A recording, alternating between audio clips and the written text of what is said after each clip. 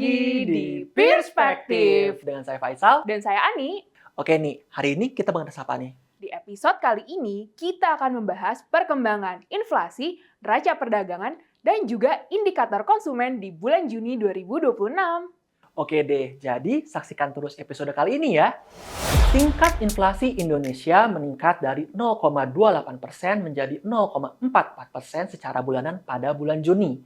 Atau secara tahunan meningkat dari 3,08% menjadi 3,34%. Kenaikan ini terutama didorong oleh pass-through tekanan biaya dari sisi penawaran ke harga konsumen. Seiring naiknya harga energi global dan meningkatnya biaya input impor akibat depresiasi nilai tukar rupiah. Kondisi ini biasa disebut dengan imported inflation.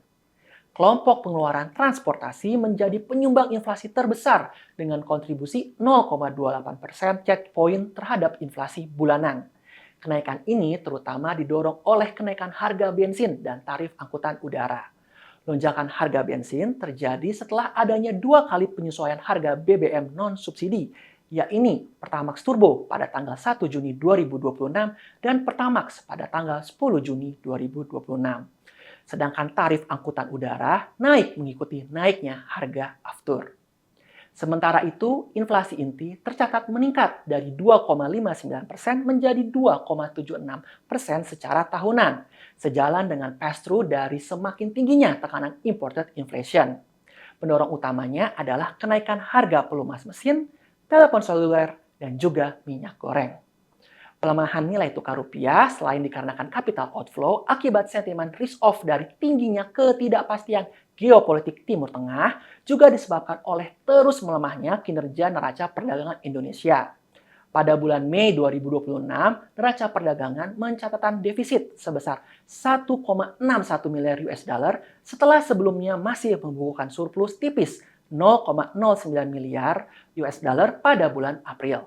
Ini merupakan defisit pertama setelah periode surplus yang panjang atau sekitar 6 tahun, terutama disebabkan oleh pertumbuhan impor yang jauh melampaui ekspor. Impor tumbuh tinggi sebesar 22,16% secara tahunan pada bulan Mei, relatif stabil dibandingkan pertumbuhan 22,49% pada bulan sebelumnya. Kinerja ini terutama didorong oleh agenda kebijakan pemerintah yang pro-growth, sehingga menopang permintaan domestik, serta lonjakan impor migas seiring kenaikan tajam harga energi dunia akibat konflik Timur Tengah. Menurut BPS, sebagian besar peningkatan impor berasal dari kelompok impor migas. Sebaliknya, ekspor mengalami kontraksi sebesar 5,73% secara tahunan pada bulan Mei, berbalik tajam dari pertumbuhan 21,98% pada bulan sebelumnya.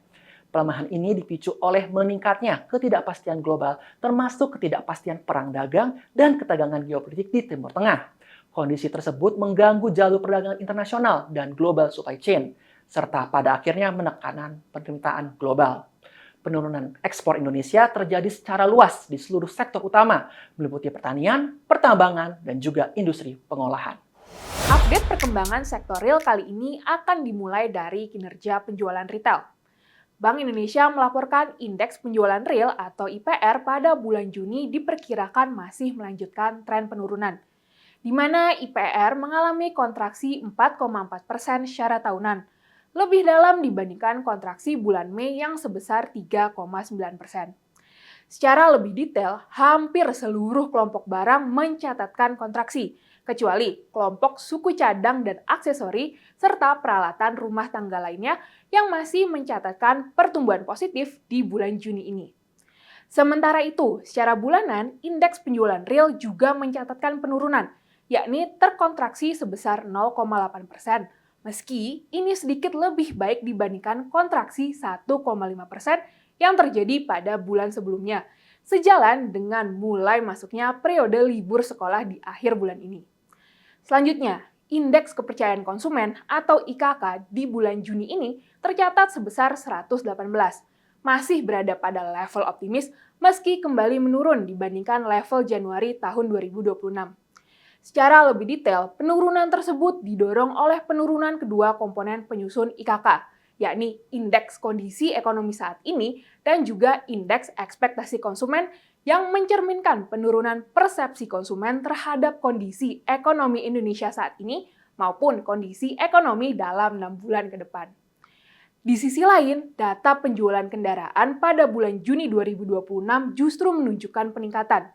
Gabungan Industri Kendaraan Bermotor Indonesia atau GAIKINDO melaporkan jika penjualan wholesale kendaraan roda 4 di bulan Juni ini mencapai 77,5 ribu kendaraan atau tumbuh 32,8% secara tahunan. Sekaligus terakselerasi dibandingkan pertumbuhan 14% yang tercatat di bulan sebelumnya. Secara bulanan, penjualan mobil juga tumbuh 12%, membalikkan kontraksi yang terjadi di bulan Mei, sejalan dengan normalisasi jumlah hari kerja di bulan Juni ini. Penjualan sepeda motor juga mencatatkan perbaikan pada bulan Juni ini. Penjualan sepeda motor mencapai 515,1 ribu atau tumbuh 1,1% secara tahunan, setelah sebelumnya terkontraksi 5,1% di bulan Mei.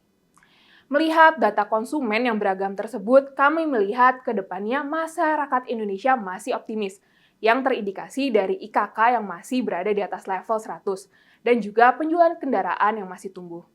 Namun demikian, kami juga melihat tekanan eksternal dan internal yang terus terjadi dapat mempengaruhi confidence konsumen lebih lanjut, sehingga berpotensi membuat masyarakat kembali bersikap konservatif terhadap pengeluaran, sehingga dapat mempengaruhi pola konsumsi mereka.